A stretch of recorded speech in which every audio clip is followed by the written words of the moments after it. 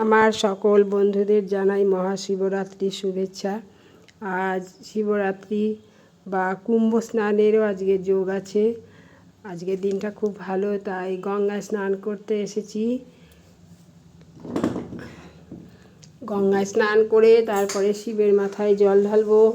কত লোকে দেখো গঙ্গায় স্নান করছে। আজকে একটা শুভ দিন, খুব ভালো দিন আজকে।